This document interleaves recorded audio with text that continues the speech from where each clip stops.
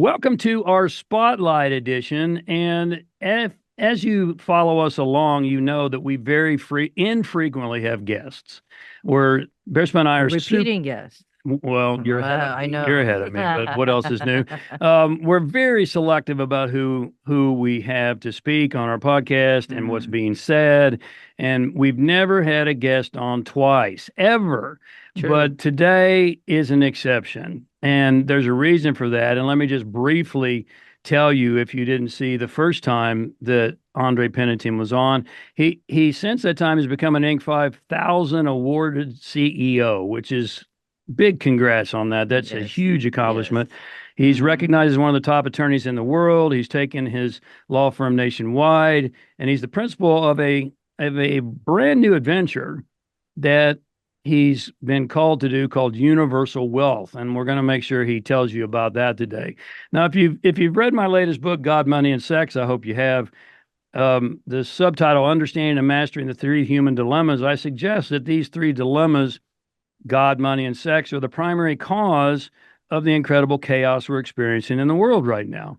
Well, Andre is quite a Renaissance man and is not only a master in law and business, but he's also a master in the field of money and Hmm. how to grow your nest egg, if you will. So Andre, let's just get started in God, Money, and Sex. We speak of the major cause of money problems in today's world is that most people don't really understand money.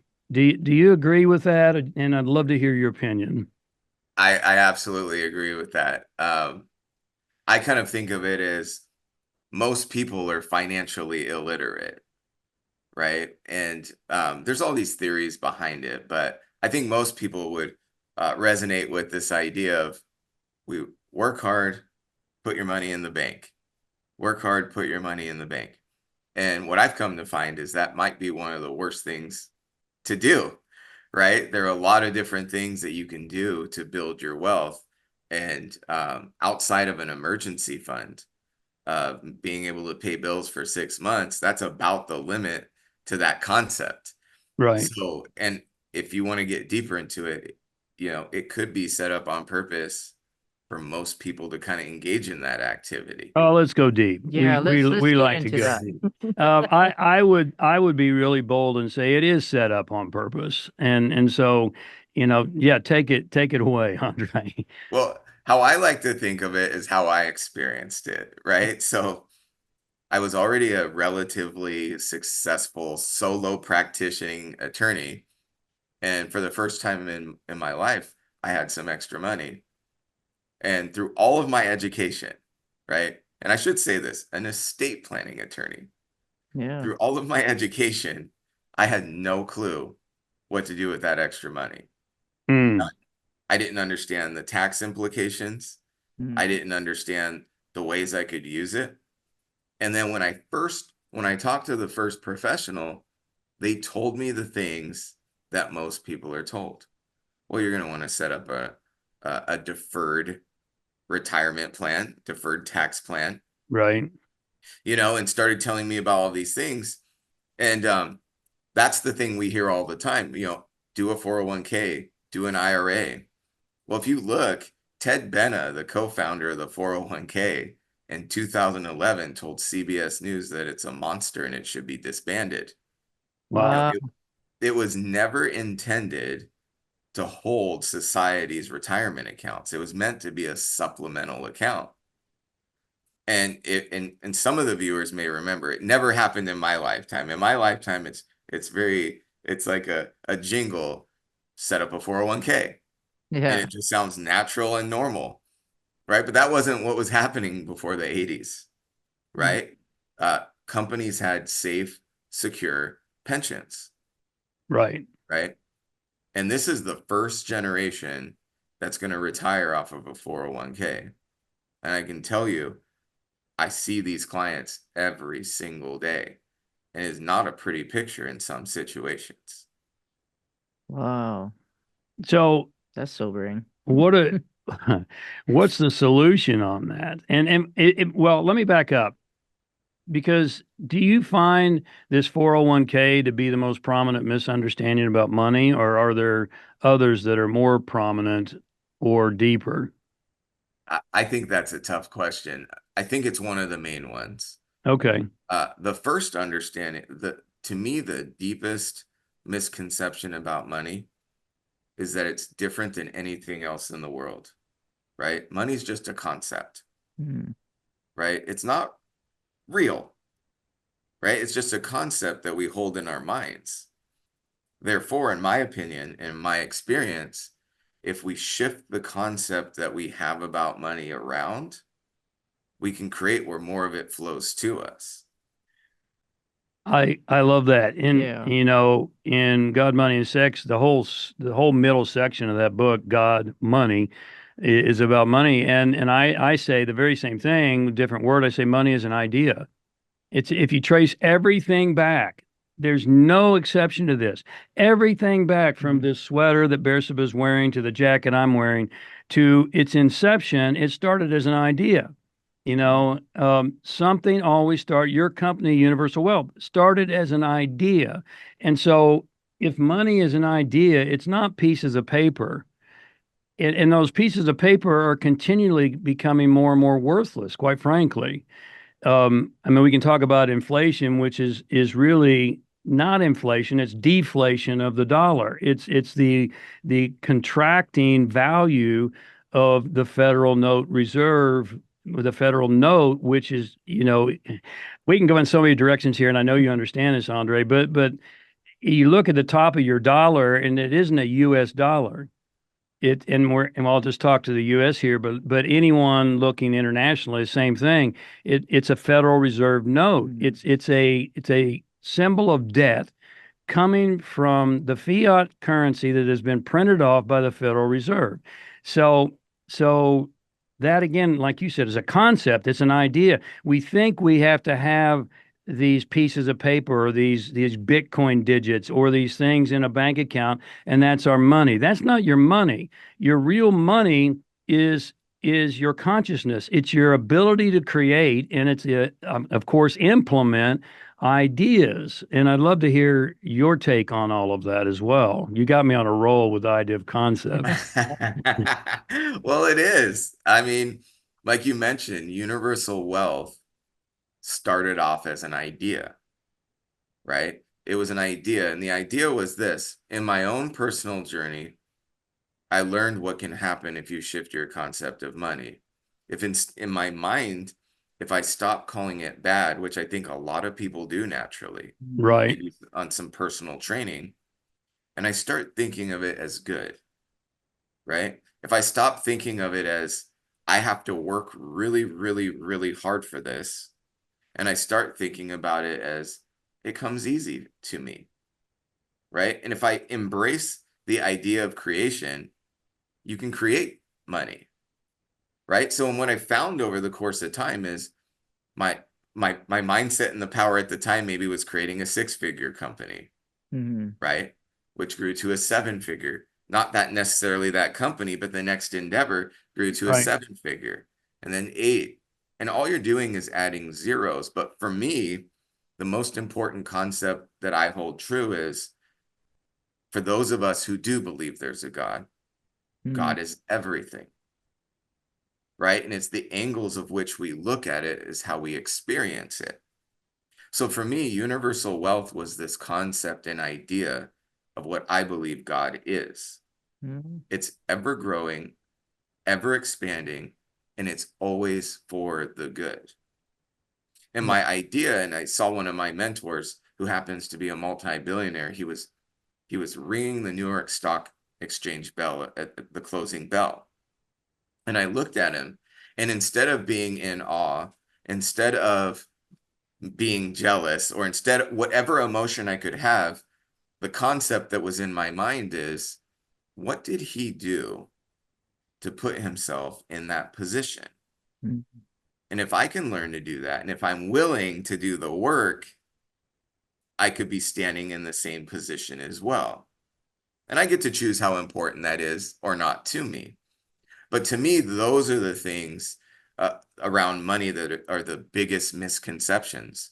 We're trained in school to sit there for a certain amount of time, to go on a break, to have a lunch, to get done, and then we get to relax. I like living in the world that I can call a number of my friends on this random Wednesday and say, hey, let's all go get on a flight and go to Switzerland. I like that version of life better. So that's the one I choose to live in. So to me, it's the mindset and the concept around money that is probably the biggest problem. But from my perspective, and I don't mean this in an arrogant way, sometimes I feel like some of the things I say normally come off as arrogant, but I'm being honest.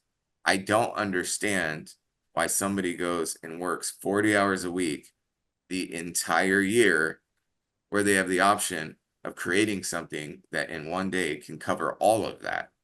Right. I don't understand the idea of like kind of the frog in the water that's warming up, right? Just sitting there and sitting there, and especially if you could look out over the top and see all these free frogs jumping around, Sure. Right. right?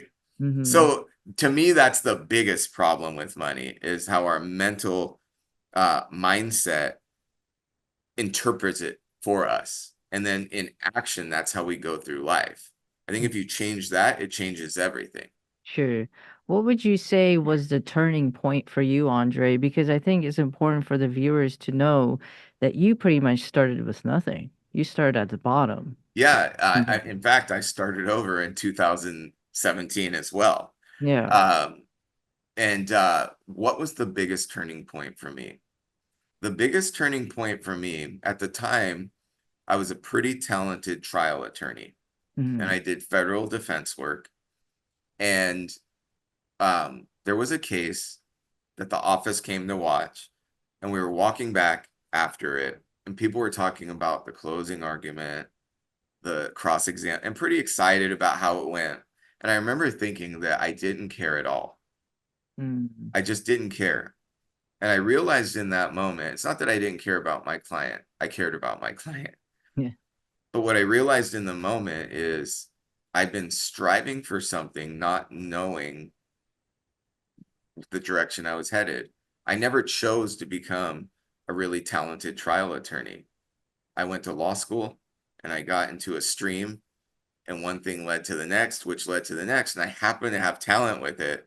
Yeah. And I realized, like, this client may come back in the door next month. Mm-hmm. Like, what good have I actually put out into the world?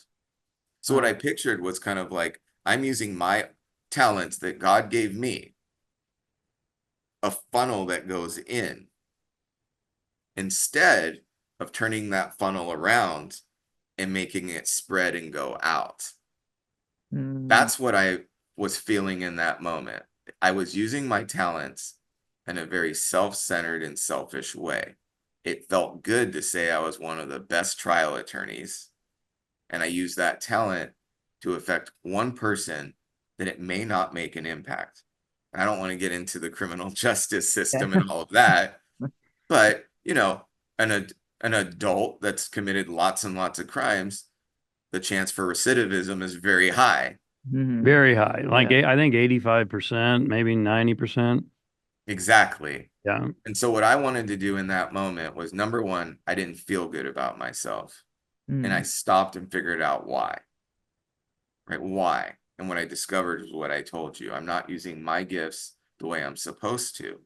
Mm-hmm. And from that moment forward, I decided to commit to, what does God want for me in my journey? And try to do only that. Now, I'm a human being and have made plenty of mistakes since that moment. Sure. But I kind of look at it as a plane is off course 99% of the time. And that's how I feel like I am. But it's that 1% desire to do God's will Mm-hmm. that keeps me in the getting to the right goals and going in the right trajectory. That was a big turning point. Getting something I thought I wanted. I thought I wanted to be the best trial attorney. I thought I wanted all the accolades that went with it. And when I got it, I was empty. Yeah. And Nice. I think a lot of people, when they get the goals they think they want, have that experience. And then you have a choice to keep going because it's easy. You're good at it. Everybody was telling me it was great. Or you can discover your real path. And I think that takes courage. Yes. Lots of courage. Lots. Yes. And then the second step, or maybe it was the third, somewhere in there, Yeah. was understanding the concept of money, right? Like how I look at this is skewed, right? I actually came from the place because I came from nothing, thinking that people who had money were greedy and selfish, which can be true, but Sure. many times it's not, Right. right? And then I started realizing I had to change those concepts for my family. I'm the one in my family that's going to change everything. And everybody has a path to walk. And I realized for me, that's the beat of the drum that I follow. And when I say my family, I thought I was talking about nuclear family. What I've discovered is it's more than that. Like we are family. Right. Yes. Our country is a family, and we are in discord. And we need more of us who can bring unity and bring us back in alignment with the truth. That no matter what it looks like today, no matter what, it's all for our good. And if we all do our part, we will get there much quicker. You bring up so many powerful things, Andre, and that's why we wanted Yeah. to have you back. I'm glad you mentioned the concept of unity. I'm glad you mentioned truth and God's will, because let's talk about those three things. And if I may, I want to talk about those three things.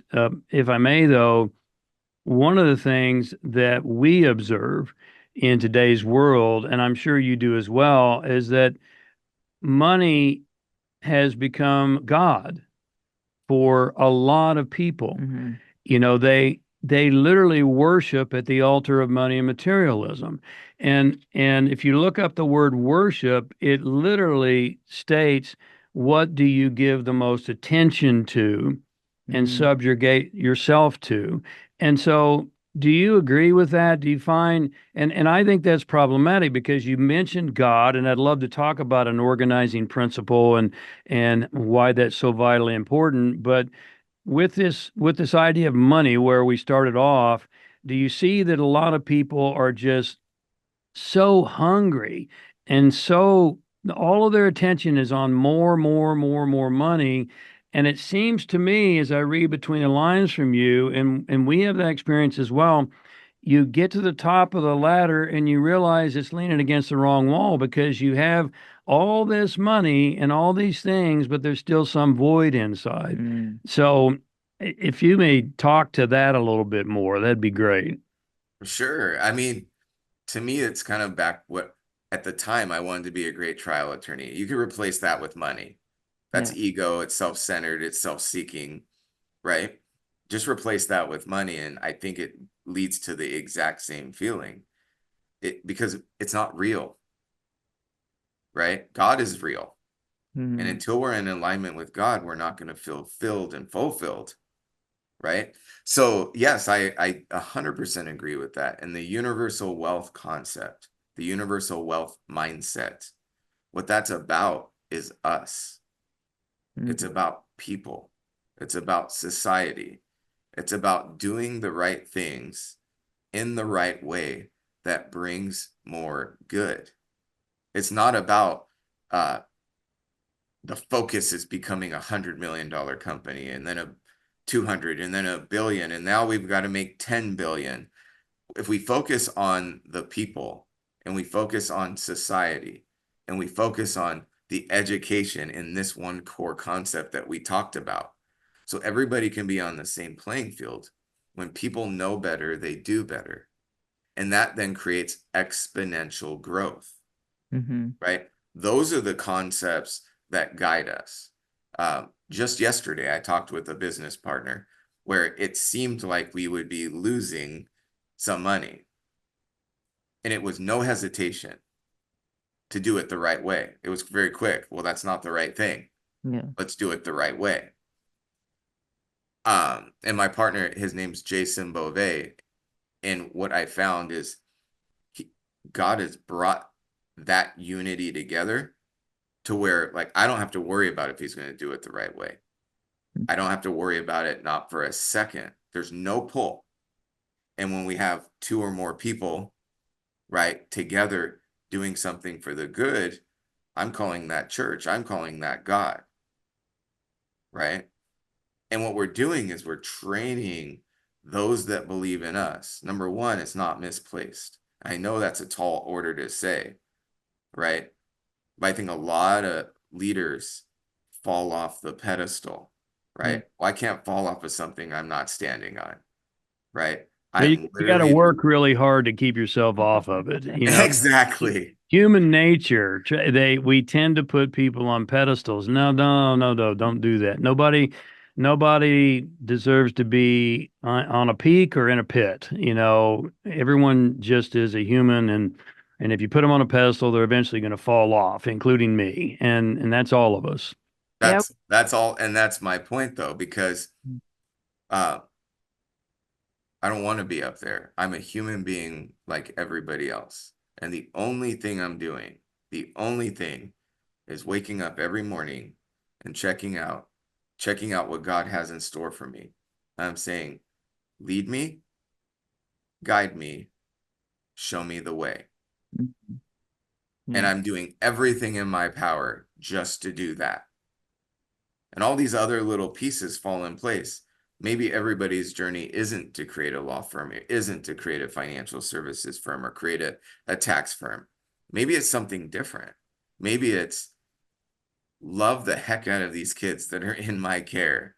Yeah. And use God's spirit and that universal wealth mindset in that forum. That might be the journey. Mm-hmm. Everybody's not on the same one. But I prayed a long time ago. I was very content with much, much less. I'll add in. And my prayer went a little bit like this. God, thank you. I am content. And if this is all you have for me, thank you so much. But if you want more, tell me in ways that I can understand. Mm-hmm. Right? So part of this concept is there's a large part of me that doesn't want to do what I'm doing right now. If that makes sense. Yeah, talk about that. It makes total sense. Go ahead and talk about that Yeah, talk because about that. here's the thing that's such an illusion is a lot of people in your company, and I have not heard this, but I just know human nature. Look at you and they go, "Oh my God, if I had Andre's life, I would just be set." He gets to get on a plane and go to Switzerland. He just said it earlier. But here's what I know. You don't go to Switzerland that often, I don't think. Not right now. So you can, but you've got bigger commitments that you're committed to that God has plugged you into. And that's bigger than going to Switzerland, even though you can do that. And so yes, please talk a little bit about those times and those days where you don't want to The do big part of you that doesn't want to. yeah, that doesn't want to do it. Yeah, it's a battle every single day. I mean, let me see if I'm being honest with myself. So I didn't finish, I mean, last night, I think it was probably about 11:30 before I put anything down. And it's not because at that time, I thought I was done. I was just like, okay, this is now way too late to send Yeah. messages to people, right? But there's this drive, and everything is, I want to hesitate when I say this. Time is a concept, right? Mm-hmm. But we had a conversation before we got online about, yeah, things have a place and sometimes it's hard to manage it, right? And so everything's so important. Everything's so important to get it done. So my point is this, if somebody wants to be like me, I would say, okay, first thing you're going to have to do is really get used to being uncomfortable all the time, right? Because at the pace that we're moving, we're venturing into new territory Mm-hmm. daily, right? Just when you think you figured it out, you pull the curtain back and there's a bunch more to do, Right. Yeah. right? And the drive, again, if the drive is money, that's much different. But if the drive is God, I feel almost compelled to do it.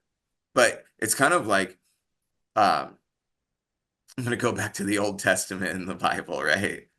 Like Please do. getting out of Egypt, Yeah. right? God didn't pick a person that felt super confident and felt all the way equipped to do it, Mm-hmm. right? God picked And someone, he argued against God quite a bit and too. he argued against quite a And bit, he had a speech impediment and, on and on. Yeah.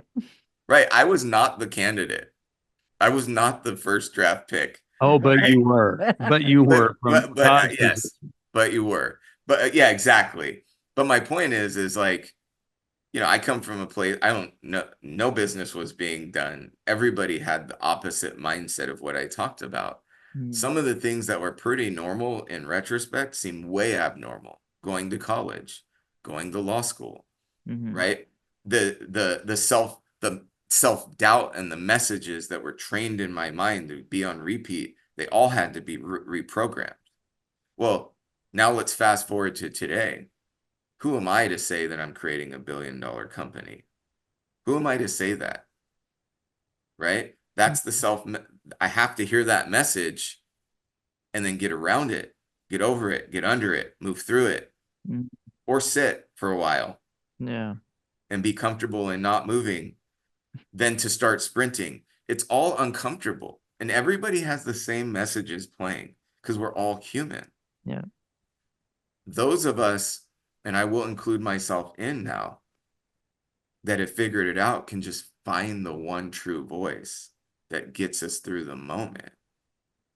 But it's not easy. I mean, every day I have more calls coming in that I can possibly return, Sure. right? And everybody, um, and maybe this is my own insecurity, but I feel like everyone is getting angry at me and thinking what they have in their world is so important. It has to be the most important in my world. Mm-hmm. And Right. how do I tell certain people, um, I don't know how to do this yet. This is stuff I'm working on. How do I tell certain people, hey, your issue didn't make the cut? Yeah. I have more important things I've been called to do today, Mm-hmm. right? And that's kind of some of that idea of if I'm on a pedestal, I have to be all those things. But if Mm-hmm. I can just be human and understand I am a human, I'm a child of God, and through God I can do amazing things, but I can't do everything by myself, Yeah. Yeah, right? I think that's a really important point too that so many people don't get is that choosing to be great at anything means you must choose to not be great at other things. And that's if you attempt to be everybody's everything, you end up being everybody's nothing. Nothing. Yeah. And so that's where as an entrepreneur, that's how I ended up with a 35-person company, because I kept offloading and offloading and important things, all of them important, but I couldn't do them. And so you have to prioritize, which is most Sure. important for me to be doing. And that's one of the things that I think a lot of entrepreneurs don't get. I mean, when I do one-on-one coaching with individuals, and I'm sure you can relate to this, I say, Mhm. you need to hire an assistant. And they go, well, I can't afford to. And I said, you can't afford not to. Yeah. Exactly. Because if you can pay an assistant, let's say $20 an hour, that's what it is in California now, which we could riff on that one too. But nonetheless, and you're worth, let's just pull a number, $10,000 an hour, then you're losing money every time. And not only money, but you're losing opportunity and you're not fulfilling God's plan. And so it's not, oh, I want to be a billionaire. Okay, No. well, count the cost. Yeah. Count the cost before you begin the journey because every prize has a price. Mm-hmm. And so I'm really grateful that you're honest enough to talk about those things because a lot of people look at you and go, "Oh man, he's got it. He's got it made." And Yeah. it's tough, like it's like you said, I do understand the value of time. I don't know how to say this without sounding outrageously arrogant, but if I'm spending 30 minutes with you, I know the cost of that. I Mm-hmm. know Right. what else I could be doing, but everybody's mindset is not the same. No. Sure. right? And like, I think one of the things you were alluding to, and I know we've talked about it in the past, people spend time very, very different. When a lot of times, most times when people ask me, it's like, hey, do you have a little bit of time? No, that's not how I spend my day. Yeah. Absolutely not. I do not have time ever. I make time for the things that are important, but I don't understand even the concept of asking the question, I'll be honest. What are you doing all day with your time that you have all this time? Right? Because I'm working on what God told me to do with a passion and energy like it was due yesterday. Mm-hmm. All of it. Right. It's so important to get it right. The ripple effect of not being ready is just as important as the ripple effect of being ready. And I do not like meeting luck not ready. Yeah. Yeah, that reminds me of Napoleon Hill, which I'm sure you've read, the classic Think and Grow Rich, and it stuck with me since I first read it. He said there's a difference between wishing for something and being prepared to receive it. And so we've got to, and we're kind of shifting gears here, but this is so important for the entrepreneur to going back to the idea or the concept or the mindset. You've got to take action based upon where you're going versus where you are. Because, Mhm. like when I was first on Oprah and Larry King, my business blew up in a good way, but it also blew up in a bad way Yeah. because we didn't have enough phone lines and people were getting busy signals and our servers crashed and our website went down and I needed to hire more people and I wasn't ready. I said I wanted these things, but I wasn't prepared for them and it was a really painful lesson to learn. And Mm-hmm. and so again, it's not easy. It's not meant to be easy. Nothing that great and easy cannot coexist in the same space. I'm sorry. You can be at ease, you can be at center, Mm-hmm. which is our objective, and that's where God resides. And yet you're not if I go to bed at night, which Bersaba and I rarely go to bed at night and feel like we're all caught up, and I'm sure you don't either. If I go to bed at night and feel like I'm all caught up, I feel like I I missed I, something. I haven't given my best. I as much as I like getting things done, I'm sure you know this too. Every single day there's more that I can get done. But that's what gives life the flavor and the flash and the excitement too. Right. Well, and I think also those who haven't been on the journey don't understand completely each stage of it because it's very painful. For me, it's very painful on those level up moments, Mm-hmm. right? Because not everyone carries the same mindset, and then there becomes distance. Mm-hmm. There's less people to talk to that understand. Yes. There's people that view what you're doing as an attack on something they believe or how they are, Yeah. right? Each time it never fails that people act strangely from my perspective and kind of fall away or Yeah. fall off. Mm-hmm. Now, the beauty of it is if you keep moving, better energy Yes. replaces, Mm-hmm. right? But that initial stage, I mean, think about it. You have an idea, nothing, there's no proof that it's going to work. You tell everybody you know, and all they do is say it won't work, right? Not everyone, but I mean, that's kind of the journey, Yeah. right? Right, Yeah. right. You move forward as this crazy person, Mm-hmm. right? That's how it feels as this crazy person. And then it starts picking up traction, starts to feel a little bit better, right? But then all those people like treat you like you've done something wrong. Yeah. And in my mind, I kind of think like people are so desperate to hold on to their reality, they'll make almost any story up about it, Oh, for sure. right? Yeah. Absolutely. So rather than say, hey, that's a neat new way to do things in life, I'm going to tell a story about that person. That's the furthest thing probably from the truth, Right.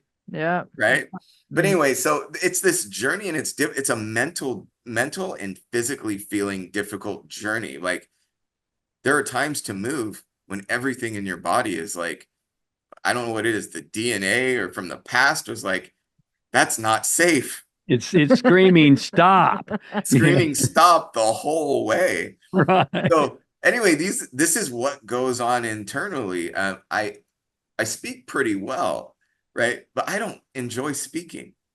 I don't enjoy going in front of crowds of people. It's not naturally how I'm built. But for this journey that I'm on, it's 100% required. Not only is it 100% required, it's 100% required to be very good at it. Right? So I can't have any time to delve into those emotions of insecurity or afraid or none of that. Right? So it's this journey of being uncomfortable all the time because you're always expanding and stretching yourself and then taking risk. Yeah. Right? Yeah. There's risk. Like we as people, something about us wants to be accepted. And it's butting against the lack of acceptance all the time. Right? So those are some of the things that I feel are hard. Now, when I compare it against not having things to eat and not being in a safe environment, right? Now I feel like I've just broken out a violin for no reason, right? So it's all about perspective. At the same time, I've lived in both places, Yeah. right? But it is difficult. I would just say that it's difficult in the most brilliant and fulfilling way to do it this way. Well, let me say Nicely put. something that, go ahead. I said that was nicely put. Very nicely put. Let me say something that's not popular with most, but that's what I do. Is That's our job. Let's get into it. Yeah, I mean, nothing in this third dimensional physical world is comfortable. No. You know, you mentioned not having food and shelter. That's really uncomfortable. Going after moving beyond that is really uncomfortable.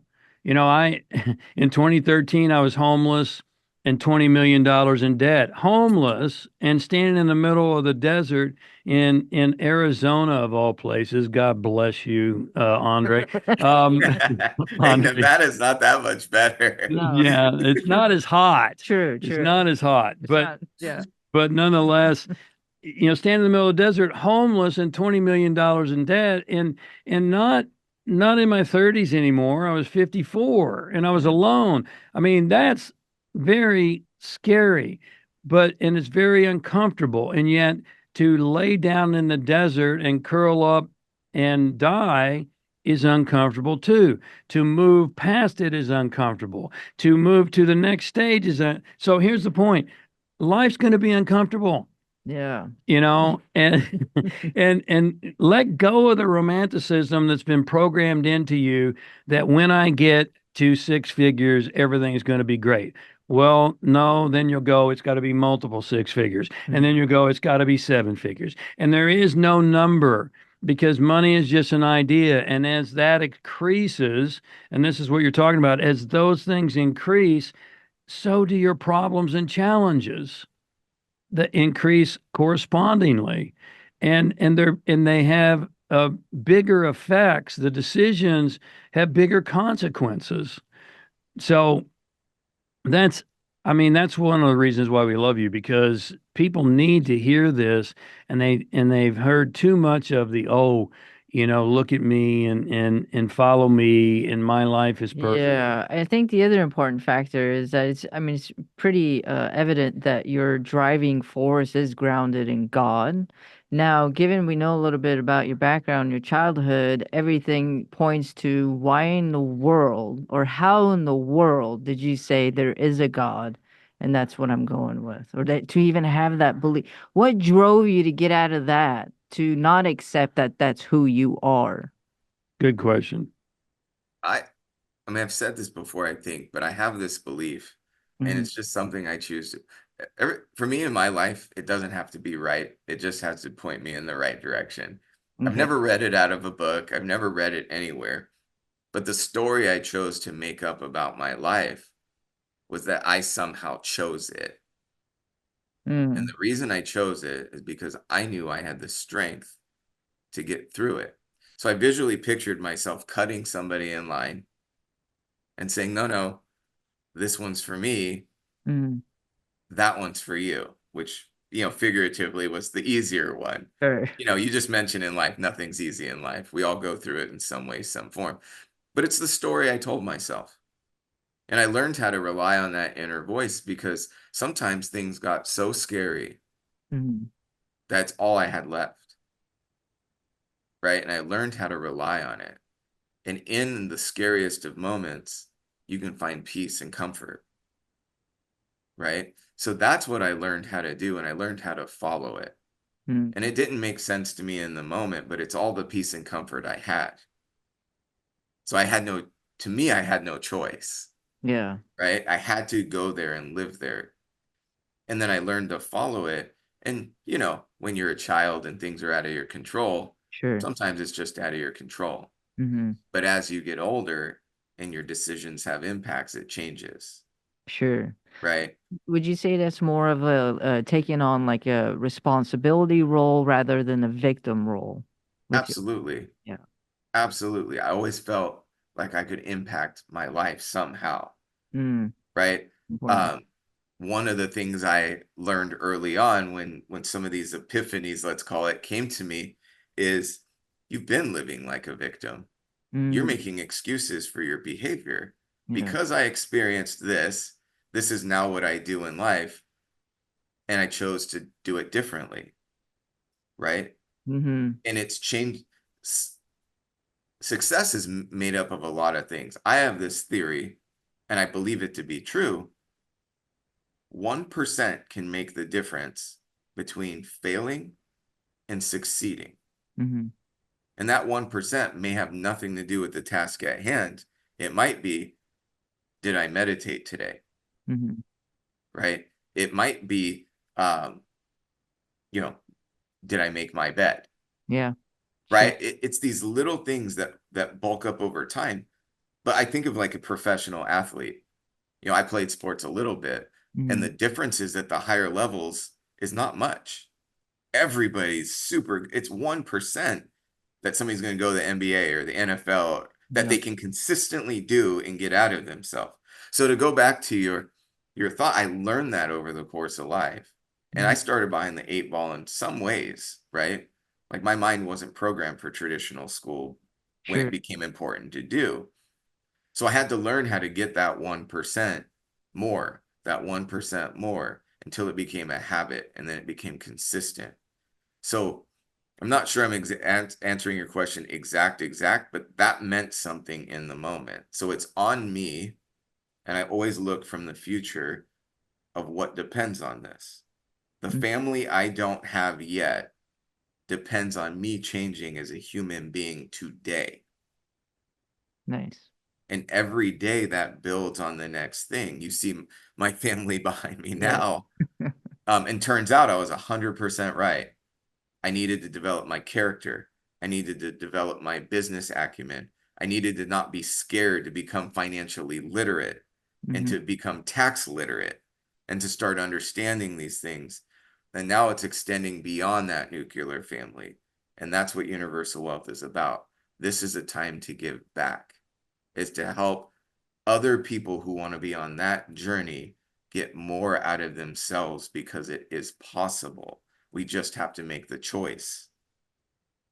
So Great that's answer. really great answer. Yeah, that brings it in. Great insights. And I will just say, you didn't read it anywhere, but in the sacred teachings, it does say that you did choose and you did. I don't know if you butted in line. But you You chose might it. have with your, Get out of my way. you know, but you did choose it. We all chose it. And so it's a really powerful perspective to come from. But Mm, let me go back to that.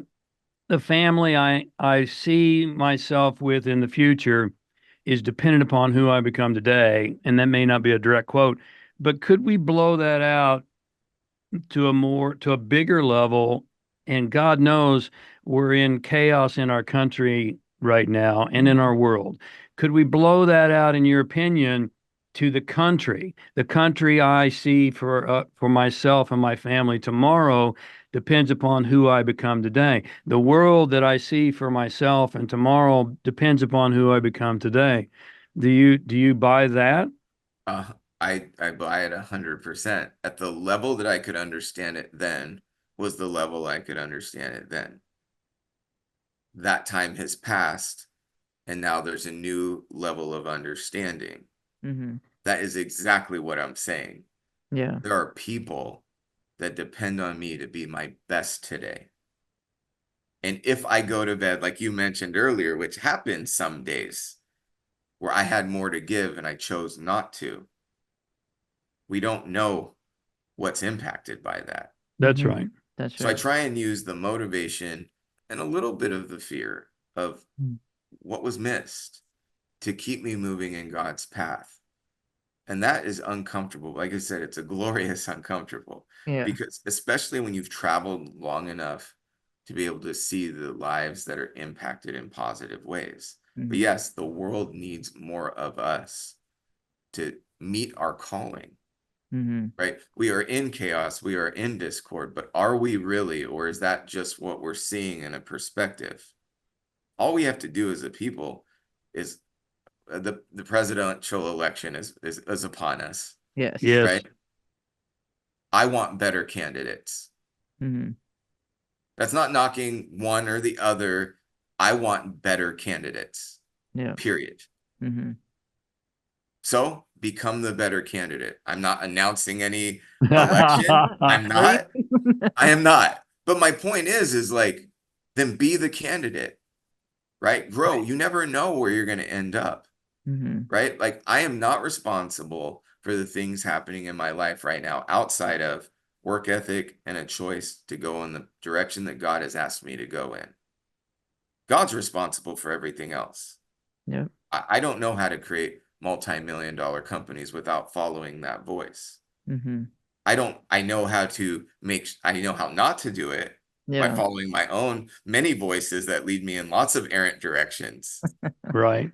right? But my point is we have to be the things we want, Mm-hmm. right? If we Right. want better candidates, then we have to learn to converse better. We Yeah. have to learn to talk about things at a higher level. We have to learn to do that. And we have to figure out why we have these candidates in front of us out of all the billions to choose from, Yep. Mm-hmm. right? So I don't like to I mean, I have a definite opinion on which direction we should go, Yeah. right? The last few years haven't been so great, right? Yep. That Sure. that Um, that's a very politically correct way to say Yes. it. but what I will say is this, we all deserve better still. That's my opinion, Yeah. Agreed. right? And we have, it's cliche, right? We hear it all the time, be the change you want to see in the world. But it's as simple as that. But it's true. It's true.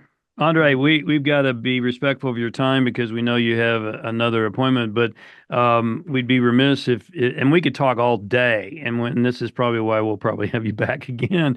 But how do people find out more about you and Universal Wealth and what you're up to Get and in what you're contact offering? with you. Get in contact with you and see all the wonderful things you're doing to help them in their financial area as well as in their personal and relationships.